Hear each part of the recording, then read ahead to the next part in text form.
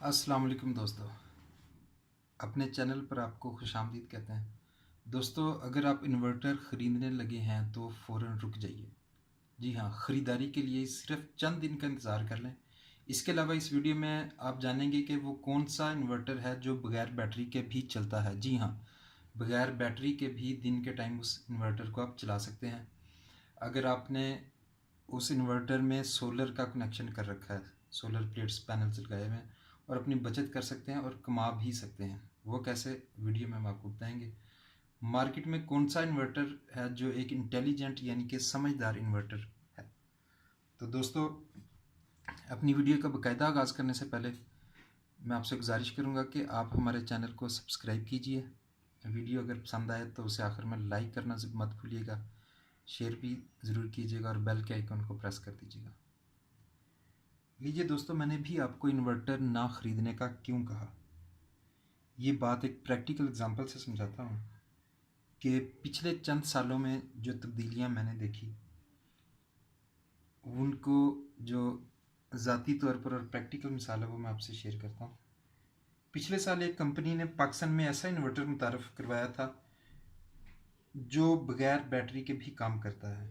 जी हाँ, बग़ैर बैटरी के भी, अगर उसके साथ हम वापडा के अलावा सोलर पैनल्स का कनेक्शन कर दें। बाज़ दफ़ा आपके पास बजट कम होता है तो आप ज़ाहिर है वो आप उस हिसाब से फिर बैटरी भी नहीं लगा सकते। आपने सोलर पैनल्स लिए, इन्वर्टर ले लिया, तारें, ब्रेकर्स वगैरह, तो ख़र्चा ज़्यादा हो गया। तो जो है आप वो फिर बैटरी बाद में भी लगा सकते हैं। और दोस्तों, जो दूसरी बात जो मैं आपको बताऊंगा कि लास्ट ईयर तक इसी कंपनी के इन्वर्टर में इंटेलिजेंट टेक्नोलॉजी का इस्तेमाल हुआ और एक ऐसा फंक्शन ऐड किया गया जो सुनकर आप यकीनन हैरान रह जाएंगे। उन्होंने अपने इन्वर्टर में वापडा और सोलर पैनल से बैटरी चार्जिंग और आपके घर का लोड चलाने की ऑप्शन रख दी। इसे हम मिक्सिंग वापडा एंड सोलर भी कह सकते हैं। और मज़े की बात यह है कि अगर यूपीएस ने आपका 1000 वाट का लोड चलाना है घर का, लेकिन सोलर से सिर्फ 600 वाट का लोड आ रहा है, तो बाकी 400 वाट जो है वो वापडा से लेकर आपका लोड पूरा कर देगा। और दोस्तों, जो अगली बात है वो इसी कंपनी ने, और कुछ बाज़ दूसरी कंपनियां भी हैं, सिर्फ ये एक बात ये कंपनी नहीं है, ये ज़हन में रखिएगा। उन्होंने नेट मीटरिंग वाले यूपीएस भी पिछले 2-3 साल में पाकिस्तान में मुतारफ़ करवाए, जो कि सोलर से जितने यूनिट बनाकर वापडा की लाइन में भेजते हैं, अगर आपका वापडा का मीटर उतने यूनिट रिवर्स हो जाता है, यानी आप वापडा को बिजली बेच भी सकते हैं। मसलन आपने वापडा के 1000 यूनिट इस्तेमाल किए और आपके सोलर ने 600 यूनिट बनाकर वापडा की लाइन में भेजे, तो आपको सिर्फ 400 यूनिट का बिल आएगा। जी हाँ, इसी को नेट मीटरिंग कहते हैं, जो कि बाकायदा गवर्नमेंट से एक दफ़ा अप्रूव कराना था, और इसके लिए स्पेशल मीटर जो है वो वापडा वाले डिस्को जो है वो लगा कर देते हैं। उसके बाद फिर आप, जब आप घर पे नहीं हैं फ़र्ज़ करें, तो बिजली तो सोलर तब भी बनाएगा, तो वो तब वापडा की लाइन में चली जाएगी, आपकी वो एडजस्टमेंट होती रहेगी। मे भी अगर आपने ज़्यादा बिजली वापडा को दे दी तो आपको पैसे देंगे फिर वो, यानी कि अगर आपने उनकी बिजली कम यूज़ किया और उनको बेची ज़्यादा तो बाकी के वो पैसे देंगे आपको।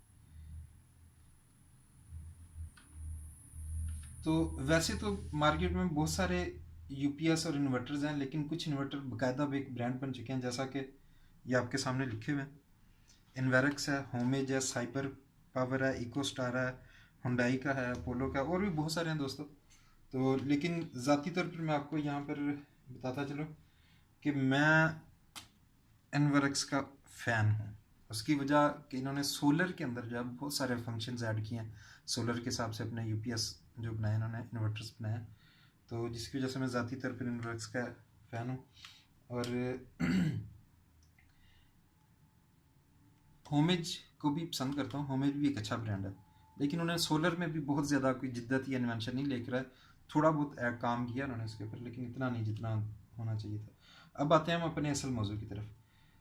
अगर आप इन्वर्टर ख़रीदने लगे हैं तो वाकई रुक जाइए। उसकी वजह यह है कि होमेज और इन्वेरक्स जो कि टॉप ब्रांड्स हैं मेरे हिसाब से, ठीक है, मिड रेंज के लोगों के लिए, वैसे तो यूरोपियन ब्रांड्स भी हैं जो बहुत महंगे, तो इनके नए मॉडल्स मार्च में लॉन्च होने जा रहे हैं। ज़्यादातर कंपनियां जो हैं वो 1 मार्च को ये दोनों कंपनियां अपने नए मॉडल लॉन्च कर देंगी, लेकिन अवेलेबिलिटी में भी मिड मार्च या मार्च के एंड में उनकी मार्केट में डीलर्स के पास जो है वो अवेलेबिलिटी हो जाए, लेकिन उनकी जो लॉन्चिंग है वो 1 मार्च को हो जाएगी।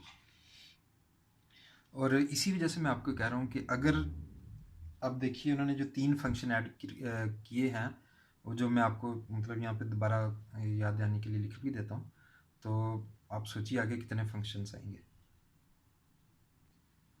जी तो दोस्तों, वीडियो को लंबा होने से बचाने के लिए मैंने वीडियो को पॉज करके वो 3 फंक्शंस लिख दिए हैं जिनका पहले जिक्र हो चुका है, जो पिछले 1 2 3 साल में आप कह सकते हैं कि एक इन्वेंशन के तौर पर जो है वो पाकिस्तान में आए।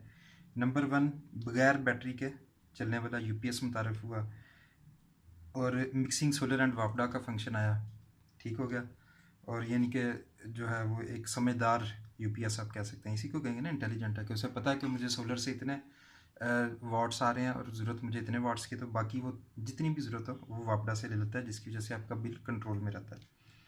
और अगर उसे सारे सोलर से पूरे हो रहे हैं तो वो वापडा से बिल्कुल भी नहीं लेगा, फिर वो सोलर से लेगा सिर्फ। इसके अलावा नेट मीटरिंग है, जो कि अभी बताया कि आप वापडा से बिजली ख़रीदते भी हैं और उसको बेचते भी हैं। आपने जितने यूनिट ख़रीदे और जितने बेचे उनका वो हिसाब हो जाता है। अगर आपने ख़रीदे कम है यूनिट, ठीक है, और उनको बेचे ज़्यादा हैं तो आपको पैसे मिलेंगे, और अगर आपने ख़रीदे ज़्यादा हैं बेचे कम हैं तो वो नेट करके बिल आपको कम यूनिट्स का बिल भेज देंगे, जितना फ़र्क होगा।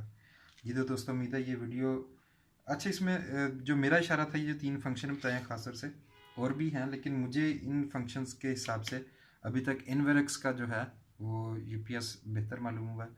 दोस्तों की राय जो है वो भी मतलब वहाँ उसी के बारे में ज़्यादा बेहतरी जो है उन्होंने कमेंट्स किए हैं, और इंटरनेट पर सर्च के बाद भी किसी हद तक मिड रेंज के जो हैं, वैसे तो यूरोपियन मार्केट के जो यूपीएस हैं इन्वर्टर्स हैं बहुत महंगे महंगे हैं, लेकिन ये चाइना के और मिड रेंज के जो पाकिस्तान में चल रहे हैं उनमें से ये एक बेहतरीन यूपीएस कह सकते हैं इन्वेरेक्स को।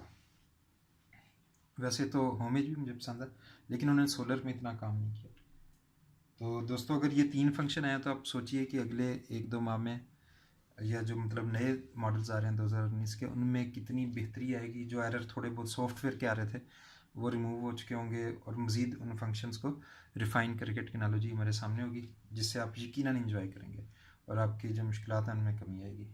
और सोलर बिजली के बारे में मेरी आपसे गुजारिश है कि सोलर का इस्तेमाल ज़्यादा से ज़्यादा कीजिए, ताकि हमारे लिए माहौल बेहतर रहे, हमारे आने वाली नस्लों के लिए माहौल बेहतर रहे।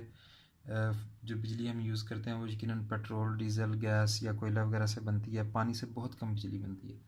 तो इन चीज़ों से बनने वाली बिजली जो हमारे माहौल पर बुरे असरात डाल रही है। आखिर दुनिया के बड़े बड़े अमीर मुल्क जो हैं वो सोलर एनर्जी के ऊपर कॉन्फ्रेंस कर रहे हैं, इनके ऊपर रिसर्च कर रहे हैं, तो बिला वजह नहीं कर रहे। हमें भी इसके बारे में सोचना चाहिए। हमारी गवर्नमेंट ने भी कायद-ए-आज़म सोलर पार्क और इस तरह के 2 4 मनसूबे बड़े बड़े लगाए हैं, और आपको खुशी होगी कि हमारी पार्लियामेंट दुनिया की पहली पार्लियामेंट है जो सोलर सिस्टम पर कर दी गई थी। जी हाँ, वो सोलर सिस्टम पर कर दी गई थी, हमें इस पर फ़ख्र होना चाहिए।